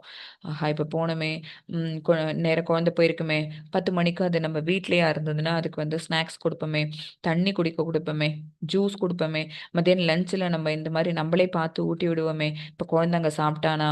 குழந்தைங்க தண்ணி குடிச்சானா? மத்த குழந்தைங்களோட கரெக்ட்டா விளையாண்டானா? இதெல்லாம் நம்ம யோசிப்போம். ஆனா, போயிட்டு டெய்லி பார்த்துட்டா வந்துட்டுருப்போம். சூழ்நிலை விடாது. ஸ்கூல் விடாது நம்பள. ஸோ நம்ம என்ன மனச கண்ட்ரோல் பண்ணிட்டு அடக்கிக்கிட்டு, சரி ஓகே. ஈவினிங் வந்தோனே கேட்போம். இத பண்ணியா? அத பண்ணியா? எல்லாம் அப்பதான் நம்ம விசாரணை போடுவோம்.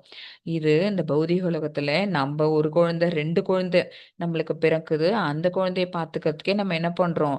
டாட்டான்னு சொல்லிட்டு நம்ம வீட்ல இருக்கிறோம். பகவானால படைக்கப்பட்டது எத்தன? பல லட்சம். பல கோடி எண்ணிக்கையில. அ ஆக்சுவலா அவரால கொடுக்கப்பட்ட ஜீவராசிகள் எத்தன அப்டின்னா 83,00,000 ஜீவராசிகள்னு சொல்லியிருக்கோம். 83,00,000ங்கிறது எல்லாத்துலயும் ஒண்ணு ஒண்ணா இருக்குது. ஜீவராசியில 1 வந்து மனித உடல். 83,00,000த்துல 1 வந்து மனித உடல் அப்டின்னா, ஒரு மனித உடலா இருக்குது. நம்மளே எத்தன கோடி இருக்கிறோம். ஓகேவா? நீர் வாழ்வன. மீனுன்னா ஒரு மீனா இருக்குது. ஓகேவா? நிலத்தில் வாழ்பவன. அந்த மாதிரி ஊர்வன, பறப்பன. பரப்பன ஒரு குருவி தான் இருக்கா? ஒரு காக்கா தான் இருக்கா? அதுல பல லட்சம் இருக்கு, பல கோடி இருக்கு. அப்ப எத்தன உ கணக்கிலே வராத அளவுக்கு இருக்கு. அத்தன பேர பகவான் படைச்சு அனுப்பியிருக்காங்க. அனுப்பி விட்டுட்டு அவங்க அங்க டாட்டா சொல்லிட்டு உட்கார்ந்தாங்களா நம்மள மாரி? நம்ம என்ன பண்றோம்? நம்ம இங்க என்னமோ அது கரெக்ட்டா தான் நம்மளோட பாதைய வகுத்துட்டு போயிட்டு இருக்கோமான்னு பார்க்கறதுக்காக அவங்களும் இறங்கி ஒரு லோகமா தாண்டி தாண்டி அவங்களும் இந்த ரூபத்த எடுத்து நம்ம அத்தன பேருக்குள்ளேயும் வந்து உட்காந்துருக்காங்க.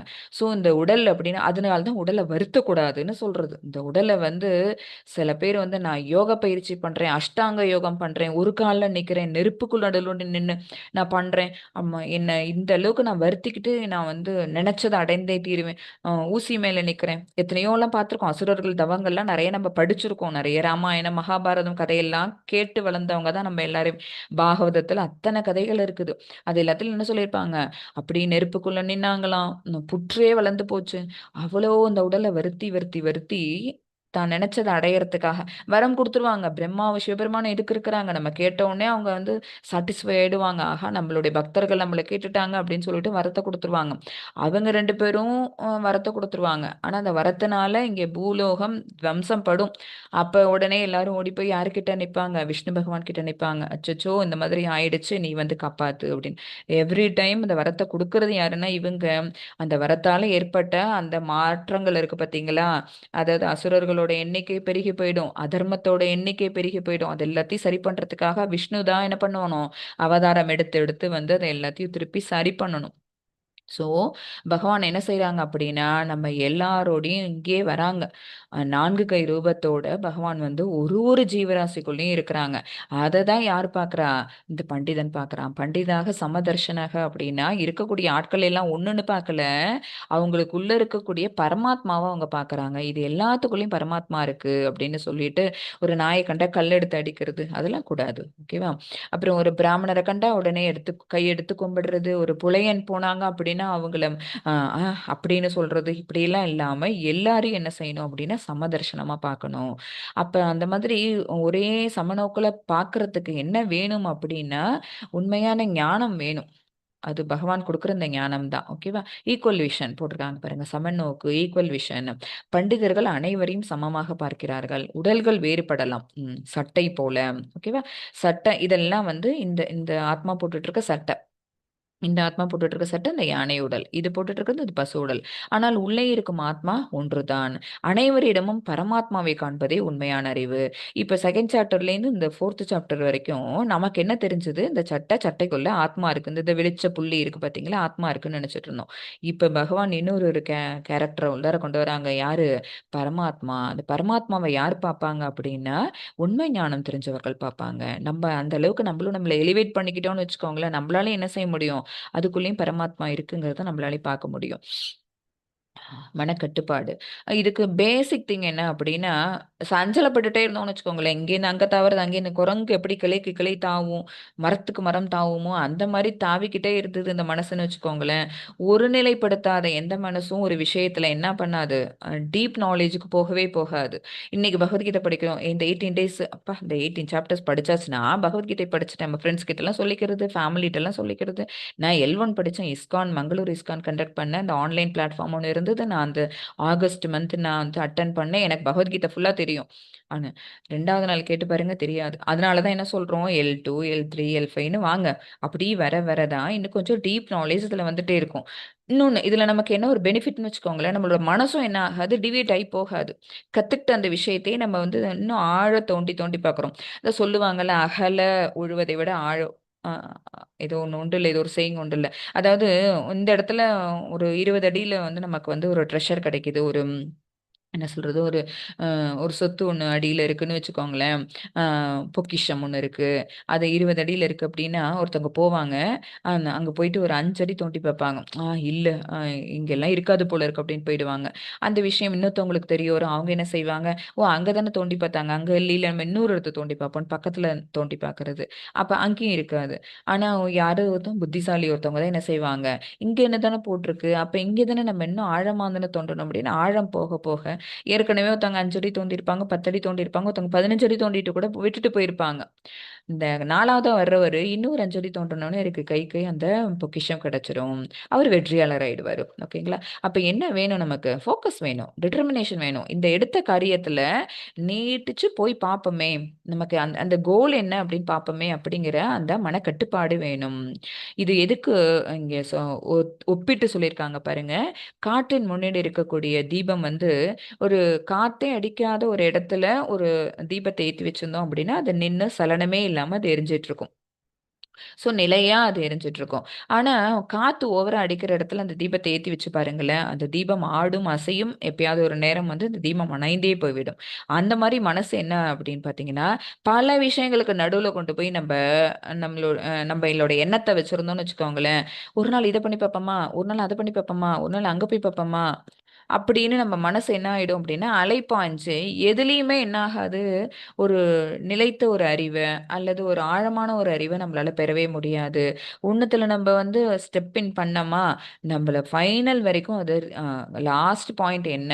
அதுவரைக்கும் நம்ம போனா, நம்மளோட குருமார்கள் நமக்கு என்ன சொல்லி தராங்கங்கிற விஷயம் நமக்கு நல்ல அழுத்தமா புரிய ஆரம்பிக்கும். அது ஒரு தியானம் மாதிரி இது. தியான பயிற்சி பண்றது மூலமா மனக்கட்டுப்பாடு கொண்டு வர முடியும் அப்படிங்கிற மாரியே, நம்ம என்ன பண்ணணும், பகவானுக்கான பக்தி சேவை பண்றது மூலமா நம்மளால என்ன பண்ண முடியும்?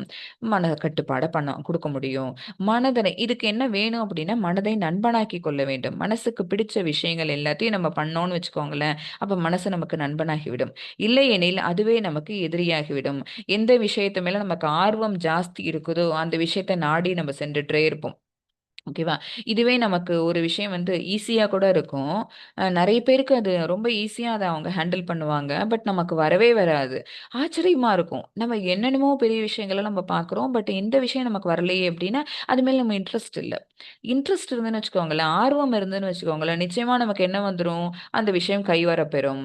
அந்த இன்ட்ரெஸ்ட்ட வளர்த்துக்கணும். கொஞ்சம், கொஞ்சம், கொஞ்சம் அதுல தொடர் முயற்சி நம்ம போட்டுக்கிட்டே இருக்க, அந்த விஷயத்த அடுத்தவங்க எப்படி கையாளுறாங்களோ, அத மாதிரியே அல்லது அத விட பெஸ்ட்டா நம்மாலயும் கையாள முடியும். ஓகேவா?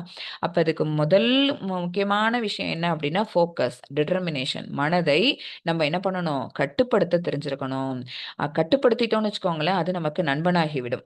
இல்ல அங்கெல்லாம் போகக்கூடாது. நம்ம இததான் நினைக்கணும் அப்படின்னு அது நம்மள என்ன நம்ம சொல் பேச்ச கேட்கிற மாதிரி மனசை வச்சிடலாம். அப்படி இல்லைன்னு வச்சுக்கோங்களேன், அது சொல் பேச்ச கேட்கிற மாதிரி நம்ம ஆயிடுவோம். இந்த இடத்துல ஒரு கதை சொல்றேன் பாருங்க. மனசு வந்து நண்பனா எதிரியாங்கிறதுக்கு ஒரு கதை இருக்கு. அது என்ன உங்களுக்கு இன்னும் இந்த ஸ்லைடுன்னு தெளிவா புரியும். ஒரு ஊர்ல நல்ல க கற்றறிந்த பண்டிதர் ஒருத்தர் இருக்காரு. அவரு அவ்வளோ வேதத்தை விற்பன்னர் அவரு. அவ்வளோ ஞானம் படைச்சவரு.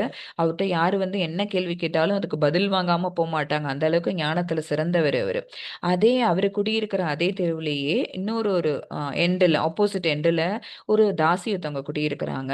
அவங்களுக்கு வந்து வருமானத்துக்கு வேற வழி இல்லாததுனால அவங்க அந்த அந்த தொழில் பண்ற மாரி ஆகுது. ஓகேங்களா?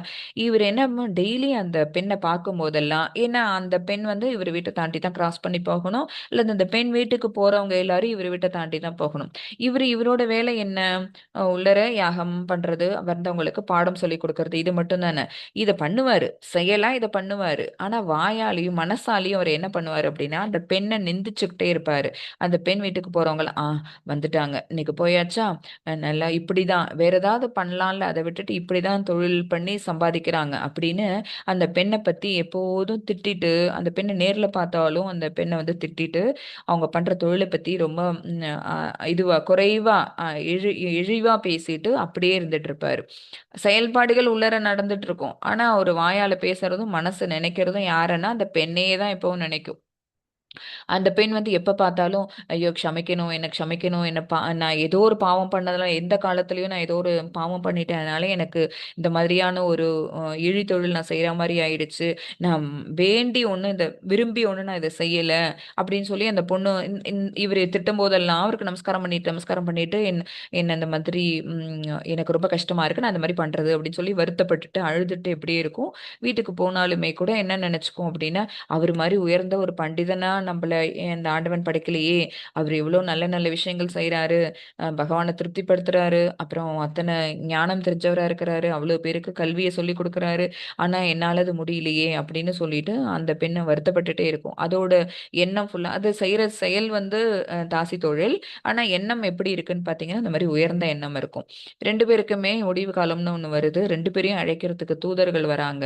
யம தூதர்கள் வராங்க, விஷ்ணு தூதர்கள் வராங்க. அ விஷ்ணு தூதர்கள் எல்லாரும் தாசி வீட்டுக்கு போவாங்க. யம தூதர்கள் எல்லாரும் இந்த பண்டிதர் வீட்டுக்கு வருவாங்க. "அட்ரஸ் மாரி வந்துட்டியா? நான் தான் இவ்வளோ நாளா என்ன நல்லது தானே பண்ணிக்கிட்டு இருந்தேன். நீ அங்க போக வேண்டியவ" அப்படின்னு அவரு அந்த தருவாயில கூட அவரு சொல்லுவாரு. இல்ல நான் கரெக்ட்டா தான் வந்திருக்கேன். நீ வந்து இங்கேருந்து நீ வந்து யமதர்மராஜா கிட்ட தான் வரணும். நீங்க செஞ்ச பாவ, புண்ணிய கணக்கெல்லாம் பார்த்து பாவம் ஜாஸ்தி இருக்கு. ஸோ, அதுக்கு நீங்க நரகத்துக்கு தான் போணும். அதனால தான் நான் அழைக்க வந்திருக்கேன்" அப்படின்னு. அந்த பொண்ணு வீட்ல என்னாகும், அதுக்கு ஆச்சரியமா இருக்கும் விஷ்ணு தூதர்கள் வந்திருக்கிறத பார்த்துட்டு. மேல 2 பேரும் ஏறி போகும்போதே அவங்களுக்கு சண்டை வேற வரும். என்ன இந்த மாரி மாத்தி கூட்டிட்டு போறாங்க. "நீ சொர்க்கத்துக்கு போற. நான் அந்த மாரி என்ன வந்து நரகத்துக்கு தள்ளிடுவேன்னு சொல்றாங்க" அப்படின்னு. உடனே இந்த தூதர்கள்லாம் சொல்லுவாங்களாம், "குனிஞ்சு கீழ பாருங்க" அப்படின்னு. என்ன ஆகும், அந்த பெண்ண வந்து அந்த இறந்து போன அந்த உடல வந்து எடுத்து கொண்டு போய் போட்டு அடக்கம் பண்றதுக்கோ, கிரிமேட் பண்றதுக்கோ யாருமே இல்லாம அது நாயும், நரியும் தின்று அந்த மாரி போகும். இவருக்கு வந்து அவ்ளோ பேர் கூடி நின்னு அவ்ளோ அபிஷேகம், ஆராதனைகள் எல்லாம் பண்ணி ஏன்னா இவரு இருந்த வரைக்கும் என்ன வேத விற்பன்னரா இருந்தாரா, ஸோ அதனால அந்த உடலுக்கு ஆன்மாவே இல்லாத அந்த உடலுக்கு தேவையான தேவையில்லாத அத்தன அ என்ன சொல்ல முடியும்? கௌரவ விஷயங்கள் அத்தனையும் நடந்துகிட்டு இருக்கும். ஸோ, இந்த உடலுக்கு ஆன்மாவே இல்லாத அந்த உடலுக்கு இப்படி நடக்குது. ஏன்னா, அவங்களோட செயல்பாடுனால.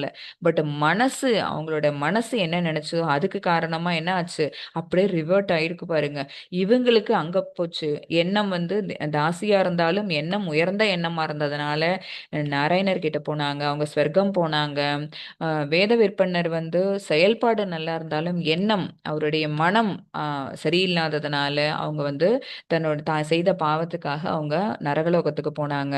அப்ப இந்த இடத்துல மனம் எப்படி ஒரு விஷயத்த நமக்கு குடுக்குது பாருங்க. அதனால தான் மனதை நண்பனாக்கிக் கொள்ள வேண்டும். இப்ப அவங்களுக்கு எதிரியாச்சு. அந்த இவருக்கு வந்து வேத விற்பன்னருக்கு மனம் வந்து எதிரியாயிடுச்சு. இல்ல தப்பான எண்ணத்தையே ஒரு மனசுல விதைச்சுக்கிட்டே இருந்ததுனால, அவருக்கு அப்படி ஒரு அ அ அவரு பார்த்தது அப்படி ஒரு அவுட்புட்ட. ஓகேவா? ஸோ இப்ப மனக்கட்டுப்பாட பத்தி சொல்லியாச்சு. இப்ப அடுத்தது நேரம். இது வந்து ஒரு சின்ன மேட்ரிக்ஸு. இது என்ன அப்படின்னா, இதை பற்றின ஒரு நாலேஜ் நமக்கு இருந்தால் தான் நமக்கு இந்த சாப்டரை பற்றி நமக்கு வந்து ஒரு டேக்அவே மெசேஜ் கொடுக்க முடியுங்கிறனால இது ஒரு மேட்ரிக்ஸ் கொடுத்துருக்காங்க. என்னென்னு பாருங்களேன், இங்கே வந்து அவசரம் அவசரம் இல்லைன்னு 2 இருக்கு. இது வந்து ஒரு ஒரு பெரிய ஸ்கொயர், அதை 4ஆக பிரிச்சிருக்காங்க. ஒன்று ஒரு ஒரு குவாட்ரண்ட்னு சொல்லுவாங்க.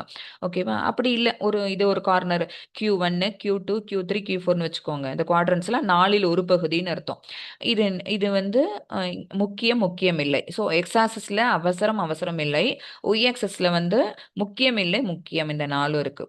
இதுல வந்து இந்த நெருக்கடி அப்படிங்கிறது எங்க வருது அப்படின்னு பார்த்தீங்கன்னா, முக்கியம் அவசரம். சரியா? அதாவது சில விஷயங்கள் நமக்கு வந்து முக்கியமாவும் இருக்கும், அவசரமாவும் இருக்கும். அது வந்து நமக்கு ஒரு நெருக்கடி சூழலை உண்டு பண்ணும். அதனால அது Q1ங்கிறது நெருக்கடி. இப்ப மெடிக்கல் எமர்ஜென்சின்னு வச்சுக்கோங்களேன். ஒருத்தவங்களுக்கு உடம்பு சரியில்ல, கார்டியாக் அரெஸ்ட் மாரி, நமக்கு எதுவும் தெரியாது. அவங்களுக்கு நெஞ்சு வலிக்குதுன்னு சொன்னாங்கன்னா, உடனே அவங்கள நம்ம என்ன ஹாஸ்பிட்டலைஸ் பண்ணணும். ஸோ ஹாஸ்பிட்டலைஸ் பண்றதுங்கிறது ரொம்ப முக்கியம். அதுவும் இம்மீடியட்டா பண்றதுங்கிறதும் தேவை. ஓகேவா? ஸோ முக்கியம், அவசரம். இது வந்து ஒரு நெருக்கடியான சூழ்நிலையில நடக்கிறது. அது இந்த Q1. ஓகேவா? Q3 இது வந்து ஏமாற்றம். இதுல என்ன? முக்கியம் இல்லை, ஆனால் அவசரம். இது என்னன்னு பார்த்தீங்கன்னு வச்சுக்கோங்களேன், நமக்கு வந்து சம்டைம்ஸ் வந்து ஃபோன் கால் கன்டினியூஸா ஃபோன் வந்துட்டே இருக்கும். என்னடா ரிப்பீட்டடா ஃபோன் வருதே! அது நமக்கு தெரியும், அந்த நம்பர் வந்து நமக்கு அன்னோன் நம்பரா தான் இருக்கும். போயிட்டு செக் பண்ணீங்க ட்ரூ காலர்னா ஸ்பேமா தான் இருக்கும். ஆனாலும் கூட ரிப்பீட்டடா வருதேன்னு சொல்லிட்டு நம்ம எடுப்போம் அந்த ஃபோன. அவசரமா வந்துகிட்டே இருக்கே ஃபோனுன்னு சொல்லி நம்ம எடுப்போம். பட் அதுல அவங்க என்ன செய்வாங்க? கிரெடிட் கார்டு வேணுமா? டெபிட் கார்டு வேணுமா? அப்புறம் இந்த மாதிரி லைஃப் இன்சூரன்ஸ் போடுறீங்களா? இந்த மாதிரி ஏதாவது நமக்கு தேவையில்லாத விஷயங்கள் தான் சொல்லுவாங்க. ஸோ அந்த ஃபோன் கால் மூலமா நமக்கு வந்த விஷயம் நமக்கு ஏமாற்றத்த குடுக்கும். ஆனா அது எப்படி வந்தது? அர்ஜென்ட்டா வந்தது. ரிப்பீட்டடா வந்துட்டே இருக்கும். ஆனா முக்கியமில்லாத விஷயமா தான் அதுல இருக்கும். இந்த Q4 பாருங்களேன். இது அவசரம் இல்லை, முக்கியமும் இல்லை. அப்ப அவசரமும் இல்லாத, முக்கியமும் இல்லாத விஷயங்கள் ஏதோ ஒண்ணு நம்ம வாழ்க்கையில செய்றோம்னு வச்சுக்கோங்களேன். அது என்ன அப்டின்னா, நத்திங் பட் வேஸ்ட், வீண். ஓகேவா? அ அது ஒரு ஒரு செயல செய்றோம் அப்டின்னா, அது முக்கியமா இருக்கணும், செய்யணும். அல்லது அவசரமா இருக்கணும், செய்யணும். 2மே இல்லன்னா, அந்த 2மே இல்லாத ஒரு விஷயத்த நம்ம என்ன செய்றோம் அப்டின்னா, அதிக நேரம் தூங்குறது, அதிக நேரம் சோஷியல் மீடியால நம்மளோட டயத்த ஸ்பெண்ட் பண்ணிட்டு இருக்கிறது. அப்புறம் அதிக நேரம் அடுத்தவங்க கிட்ட வந்து இன்னும் தேர்ட் பார்ட்டிய பத்தி காசிப் பேசுறது. இதெல்லாம் என்ன அப்படின்னா, எந்த விதமான பலனையும் நமக்கு குடுக்காது. ஸோ அது என்ன? வீண். அப்ப எதுதான் மாதாஜி பண்ணணும் அப்படின்னா, இந்த இடத்துக்கு வாங்க. இது வந்து தலைமைத்துவம், லீடர்ஷிப் பண்பு நமக்கு குடுக்குது. என்ன? அவசரம் இல்லை, பட் முக்கியம். ஓகேவா? இது என்னன்னு பின்னாடி பார்ப்போம் அடுத்த ஸ்லைடுல. அவசரத்தின் வலையில் சிக்காதீர்கள். Q1 என்னன்னு போட்டிருந்தோம்? நெருக்கடின்னு போட்டிருந்தோம். கிரைசிஸ். மருத்துவ அவசரங்கள், கடைசி நேர வேலைகள், எக்ஸாமுக்கு படிப்பாங்க பசங்க. எக்ஸாமுக்கு பெல் அடிக்கிற நேரத்துக்கு புக்க அவசர அவசரமா பெரட்டுவோம். அது ஏன்? முக்கியமும் கூட, அவசரமும் கூட. ஏன்னா படிச்சு வச்சுக்கணும். ஏன்னா உள்ள கொஸ்டின் பேப்பர்ல இந்த கொஸ்டின் இருக்குன்னு நமக்கு லீக் ஆயிடுச்சுன்னு வச்சுக்கோங்களேன், அவசரமா அத எடுத்து நம்ம ஒரு லாஸ்ட் மினிட்டாவது ஒரு கிளான்ஸாவது பார்ப்போம். ஒரு 5 மார்க் கொஸ்டினா இருந்தா ஒரு 2 மார்க்ஸ் வாங்கலாமேன்னு சொல்லிட்டு பார்ப்போம். அப்ப அது அவசரம், முக்கியம் 2ம் இருக்கு. ஸோ அது என்ன பண்ணுது? ஒரு நெருக்கடி சூழ்நிலை நமக்கு உருவாக்குது. அது என்ன? எக்ஸாம்பிள் தான் மருத்துவ அவசரங்கள், கடைசி நேர வேலைகள்னு சொன்னோம். இது நமக்கு மன அழுத்தத்தை கொடுக்கும். டென்ஷன் ஆயிடுவான். ஸ்டூடெண்ட் பார்த்தோம்னு வச்சுக்கோங்களேன், அப்படியே டென்ஷன்ல இருப்பாங்க. Q3 இது ஏமாற்றத்தை கொடுக்கும்னு சொன்னோம். ஆ ராமகிருஷ்ணன் பிரபுஜி, நீங்க இது பண்ணி கேமரா மியூட் பண்ணிக்கோங்க. அன்கேம் பண்ணியிருக்கீங்க. தேவையற்ற phone call. Thank you Hare Krishna. தேவையற்ற ஃபோன் கால்கள், குறுக்கீடுகள் முக்கியமானது போல் தோன்றும், ஆனால் உண்மையில் இல்லை. அதாவது தேவையற்ற ஃபோன் கால். அதெல்லாம் நமக்கு ஃபோன தொடர்ந்து அடிக்குதே அப்படின்னு சொல்லிட்டு அந்த மாரி அந்த அர்ஜென்ட்டுக்காக எடுப்போம். பட் அது வந்து உண்மையில நமக்கு என்னவா இருக்கு அது? அவசரம் இதுவாவே இருக்காது. முக்கியமான ஒரு விஷயமாவே இருக்காது. அது ஏதாவது ஒரு தேவையில்லாத ஒரு ஸ்டோரி தான் அதுல வரப்போகுது. ஸோ நமக்கு அதனால என்ன வரும்? ஏமாற்றம் வரும். ஓகேவா? ஸோ Q1 பண்றது மூலமா நமக்கு மன அழுத்தம் வரும். Q3ல குடுத்துருக்கிறது மூலமா நமக்கு ஏமாற்றம் வரும். Q4 அது அழிவுப்பாதை. அது என்ன Q4? அவசரமும் இல்லை, முக்கியமும் இல்லைன்னு பார்த்தோம்ல. போய் பாருங்க மறுபடியும். பாருங்க Q4ல இருக்கிறது என்ன? அவசரமும் இல்லை, அப்புறம் முக்கியமும் இல்லை. அந்த மாரி நம்ம சில வேலைகள செஞ்சோம்னு வச்சுக்கோங்களேன், அது வீண். ஓகேவா? ஸோ என்ன அந்த மாரி வேலை செய்றோம் அப்டின்னா, அதிக தூக்கம், அப்புறம் வீண் அரட்டைகள், அப்புறம் தள்ளி போடுதல். இன்னைக்கு தான் இத இப்ப தான் செய்யணும் அப்டின்னா, அத பண்றது கிடையாது. ப்ரோக்ராஸ்டினேஷன் சொல்லுவோம். இல்ல நாளைக்கு செய்கிறேன்னு சோம்பலின் காரணமாக தள்ளி போடுதல். அதுக்கான விளைவு என்ன? வாழ்க்கையில் தோல்வி மற்றும் சோம்பல். ஓகேவா? வாழ்க்கையில தோல்வி தான் வந்து சேரும். எக்ஸாம் அன்னைக்கு படிச்சுக்கலாம்னு தள்ளி தள்ளி தள்ளி வச்சோன்னு வச்சுக்கோங்களேன், கடைசியா அதை ஃபேஸ் பண்ண போறது யாரு? அந்த ஸ்டூடெண்ட் தான். அதை முன்னாடியே டைம் இருக்கும்போதே படிச்சு வச்சிருந்தாங்க அப்படின்னா எவ்வளோ ஈஸி. இதை ஒரு தடவை நல்லா படிச்சுட்டாங்கன்னா எக்ஸாம் அன்னைக்கு காலையில என்ன பண்ணலாம்? எல்லாத்தையும் ஒரு கிளான்ஸ் பார்த்தா போதும். பட் அதை பண்றாங்களா? நிறைய ஸ்டூடெண்ட்ஸ் பண்றது கிடையாது. அந்த நேரம் படிக்கிறதுக்கான டைம் இருக்கும், அந்த நேரம் சோஷியல் மீடியால உட்காந்துருக்கிறது, அல்லது வீண் அரட்டை பண்றது, அல்லது சோம்பலா தூங்கிட்டே இருக்கிறது. இதை நம்மள எங்க கொண்டு போய் விடுதான்? வாழ்க்கையில் தோல்வியில கொண்டு போய் விடுது. அழிவு பாதை தான் இது. அப்ப எதுதான் செய்யணும்? வெற்றியாளர்களின் களம் என்ன அப்படின்னா, செய்ய வேண்டியவை ஆன்மீக பயிற்சிகள், உடல் பயிற்சி மற்றும் திட்டமிடல், உறவுகளை மேம்படுத்துதல். ஆன்மீக பயிற்சினா என்ன மாதாஜின்னா, ஜபம், அப்புறம் பகவத்கீதை படித்தல். பகவத்கீதை படிக்கிறீங்க, கேட்குறீங்க, ஓகேவா? புக்கு இருந்தா எடுத்து படிக்கலாம். பாகவதம் கிளாஸ் இருக்கு, கேட்கலாம். பாகவதம் புக்கு வச்சிருந்தீங்கன்னா அதை எடுத்து படிக்கலாம். இதெல்லாம் பண்றது மூலமா என்ன செய்றோம்? இந்த பாதைக்குள்ள கொஞ்சம் கொஞ்சம் கொஞ்சமா நம்ம வரோம். நேத்து கிளாஸ்ல தான் சாதனைன்னு ஒரு வேர்டு படிச்சேன். படிச்சுட்டு உடனே அதுக்கு நான் சொன்னேன் சாதனா பக்தின்னு சொன்னேன். பழக்கத்தில் பக்தி தொண்டுன்னு அதுக்கு அர்த்தமும் சொன்னேன். ஓகேவா? எதுவுமே பயிற்சி பண்ணாதான் வரும். 21 நாள் நம்ம பயிற்சி பண்ணோம்னு வச்சுக்கோங்க, டெய்லி 1 ஹவர் வாக் பண்ணணும் அப்படின்னு முடிவு எடுத்துட்டோம்னு வச்சுக்கோங்களேன், 4 நாள் பண்ணுவோம், 5 நாள் பண்ணுவோம், 6வது நாள் விட்டுருவோம். ஆனா நீங்க அதை வந்து 21 நாள் தொடர்ந்து அதை பண்ணிடுங்களேன், என்ன ஆகும் அப்படின்னு பார்த்தீங்கன்னா 22வது நாள் ஆட்டோமேட்டிக்கா அந்த டைம் நம்ம எழுந்திருப்போம், வாக்கிங் போவோம். அந்த 21 டேஸ் கணக்கு நிறைய இடத்துல சொல்லுவாங்க, குவாரண்டைன் பண்ணிக்கிட்டா கூட 21 டேஸ், நிறைய இடத்துல அந்த 21 நாள் பயிற்சி இருக்கும். அத்தனை நாளை நம்ம கடுமையாக பண்ணிட்டோம்னா நம்மளோட அந்த பயாலஜிக்கல் கிளாக் இருக்கு பார்த்தீங்களா, அதுக்கு அது செட் ஆயிடும்பாங்க. ஸோ அதே மாதிரி தான் ஆன்மீக பயிற்சிக்கும் என்ன அப்படின்னா, நம்ம ஜெபம் ஒரு ரவுண்டு பண்ணீங்க, முதல் தடவை பண்ணும்போது 15 நிமிஷம் ஆகும். சொன்னதுதான். அதுக்கப்புறம் அது 10 நிமிஷம் ஆகும், அப்புறம் 8 நிமிஷம் ஆகும். 8 நிமிஷம் ஆன உடனே நம்ம ஒரு மாலை தானே பண்றோம், பகவானை இன்னொரு தடவை நம்ம ஜபிக்கலாமே அப்படின்னு சொல்லிட்டு இன்னொரு நாம் ஜபம் பண்ணுவீங்க. 2 ஆக்குவீங்க, 2 4 ஆகும், 4 8 ஆகும், 8 12 ஆகும், 16 ஆகும். ஒரு நாள் நீங்களும் என்ன செய்யலாம்? எப்படி ஆயிடலாம்? வெற்றியாளர் ஆயிடலாம். ஓகேவா? அப்புறம் அது மட்டும் போதுமா? ஆன்மீக பயிற்சி மட்டும் போதுமா அந்த வாழ்க்கையில நம்ம முன்னேறதுக்கு? அப்படின்னா உடல் பயிற்சியும் வேணும். உடல் பயிற்சி மற்றும் திட்டமிடல், அப்புறம் உறவுகளை மேம்படுத்துதல். உறவுகள்ங்கிறது பௌதிக உறவும் சரி, ஆன்மீக உறவும் சரி. பௌதிக உறவு நம்ம குடும்பத்தில் இருக்கக்கூடிய மக்கள் அத்தனை பேரும். ஆன்மீக உறவு அப்படின்னா டிவோட்டிஸ் அசோசியேஷன், நீங்க எல்லாரும் தான். அமிர்தவல்லி மாதாஜி, பாவனி மாதாஜி, மதனா மாதாஜி, ராமகிருஷ்ண பிரபுஜி, இவங்க எல்லாம் என்ன அப்படின்னா நம்ம இந்த பிளாட்ஃபார்ம் மூலமா நம்ம ஒரு இணைப்பை ஏற்படுத்திக்கிட்டு இருக்கோம். இந்த அசோசியேஷன் என்ன அப்படின்னு பார்த்தீங்கன்னா, ஆன்மீகத்துக்காக செயல்படக்கூடிய அசோசியேஷன். ஸோ இது என்ன? முக்கியமானவை, ஆனால் அவசரம் இல்லாதவை. அவசரம் இல்லைன்னு தள்ளி போட்டுறக்கூடாது. ஓகேவா? எனக்கு நான் ரிட்டையர்மெண்ட்டுக்கு அப்புறம் பார்த்துக்கிறேன், அல்லது என்னோட பையன் பொண்ணு எல்லாருக்கும் கல்யாணம் பண்ணி வச்சுட்டு நான் இதெல்லாம் பார்த்துக்கிறேன், இப்போ எனக்கு பார்க்க வேண்டிய வேலை எத்தனையோ இருக்குன்னு தள்ளி போட்டோம்னு வச்சுக்கோங்களேன், அது தள்ளி போட்ட காரியம் அது நடக்காமையே தான் போகும். சரியா? நமக்கு எவ்வளோ டைம் இல்லாம இருந்தாலும் கூட கிடைக்கிற ஒரு 15 மினிட்ஸ் ஒரு ஃப்ரீ டைம் ஒரு நாளைக்கு இருக்காதா? ஒரு மாலை பண்ணி பார்ப்போமே.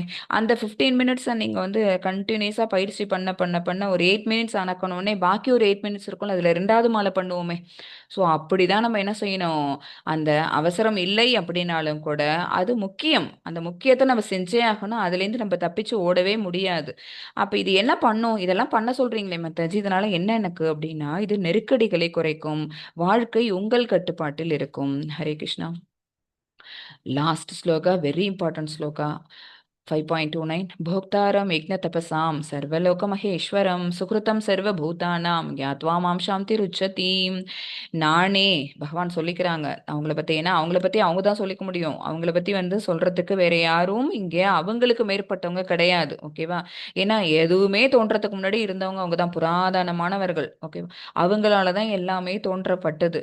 ஸோ அவங்கள பத்தி சொல்றதுக்கு, அவங்கள பத்தி தெரிஞ்சவங்க என்ன, இப்போ எனக்கு கொஞ்சம் தெரியும், நான் ஒரு ஆங்கிள் பார்ப்பேன், இன்னொருத்தவங்க வேற ஒரு டைமென்ஷன்ல பார்ப்பாங்க, இன்னொருத்தவங்க வேற ஒரு டைமென்ஷன்ல பார்ப்பாங்க.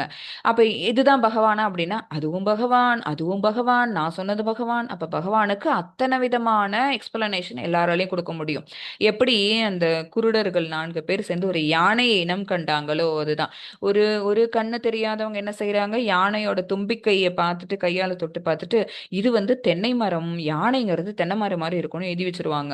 ஒருத்தவங்க அதோட 2 பக்கமும் இருக்கக்கூடிய காதுகளை பார்த்துட்டு இது முரம் மாதிரி இருக்கு. உடனே என்ன செய்வாங்க, இது முரம் மாதிரி, யானை அப்படிங்கிறது முரம் மாதிரி இருக்கும் அப்படின்னு எழுதி வைப்பாங்க. இன்னொருத்தவங்களுடைய உடலை தொட்டு பார்த்துட்டு அது ஒரு மாதிரி பாறை மாதிரி இருக்கு அப்படின்னு அவங்க எழுதி வைப்பாங்க. ஆனா கண்கள் பார்க்கக்கூடிய சக்தி உடையவனுக்கு தான் என்ன தெரியும், யானைங்கிறது இது இத்தனையும் சேர்ந்ததுன்னு தெரியும். இது இத்தனையும் மட்டும் இல்லாம யானைக்கு இன்னும் மற்ற சிறப்பம்சங்கள், வால் இருக்கு, ஓகேவா, இதெல்லாம் உங்களுக்கு தெரியும். தந்தம் இருக்கு, 2 கண்கள் இருக்கு, அது அந்த இதை வந்து காது வந்து அதோட காது எப்பவுமே ஃபிளிப் ஆயிட்டே இருக்கும். இதெல்லாம் யாரால பார்க்க முடியும், நல்ல கண்களால பார்க்க உணர்ந்து கொள்ளக்கூடியவர்களால பார்க்க முடியும். அப்ப நம்ம எல்லாரும் பகவானை பத்தி சொல்றோம்னா எனக்கு தெரிஞ்ச ஆங்கிள் நான் சொல்லுவேன், இன்னொருத்தவங்க இன்னொரு மாதிரி சொல்லுவாங்க, இப்படிதான். ஆனா எல்லாமேனா இது பிளஸ் பிளஸ் பிளஸ் பிளஸ் அத்தனை பிளஸ் போயிட்டே இருக்க வேண்டியதுதான். அப்ப இதுதான் கரெக்ட் அப்படின்னா எல்லாமே கரெக்ட், ஆனா இதையும் தாண்டி இன்னும் விஷயங்கள் இருக்கு. அப்ப அவ்வளவு தெரிஞ்சவங்க யாருமே இல்லையேப்பா அப்படின்னா அதுக்காக பகவான் சொல்றாங்க, தானே சொல்லிக்கிறாங்க. நானே என்னென்ன சொல்றாங்க பாருங்க. இந்த ஒரு சாப்டர்ல மட்டும் 3 விஷயங்கள் சொல்லுவாங்க. எல்லா யாகங்களையும் தவங்களையும் இறுதியில் அனுபவிப்பவன். போக்தாரம் யக்ஞ தபசாம். யக்ஞ தபசம் தபஸ் அப்படின்னா என்ன அர்த்தம், யாகம் தவம் இதெல்லாத்தையும் அனுபவிப்பவர். ஓகேவா, எல்லாத்தையும் அனுபவிக்கிறவங்க, என்ஜாயர். இப்ப நம்ம என்ஜாயர்னு ஃபர்ஸ்ட் ஒண்ணு பார்த்தோம், போகி அப்படின்னு என்ஜாயர்னு. இந்த பௌதிக உலகத்துல எனக்கு கிடைச்ச குறிப்பிட்ட அளவான பணத்தையும் சாப்பாடையும் பொருளையும் இதெல்லாம் ஜுவல்லரியும் பார்த்துட்டு இதெல்லாம் நானே அனுபவிக்கணும் அப்படின்னு சொல்றவன் போகி. ஆனா யாரு உண்மையான போகி, பகவான் தான், அவர் தான் அனுபவிப்பவர். எல்லா லோகங்களையும் தேவர்களையும் கட்டுப்படுத்துபவன், சர்வ லோக மகேஸ்வரம். சர்வ லோக, எல்லா லோகங்களையும், லோகங்கள்லாம் எம்டியாவா இருக்கு, லோகத்துக்குள்ள தேவர்கள் இருக்காங்க, ஜீவராசிகள் அத்தனை இருக்குது, அவங்க எல்லாரையும் என்ன பண்றாங்க, கண்ட்ரோல் பண்றாங்க. மகேஸ்வரம், அவங்க கண்ட்ரோல் பண்றாங்க. எல்லா உயிர்வாழிகளின் உற்ற நண்பன் என்றும்.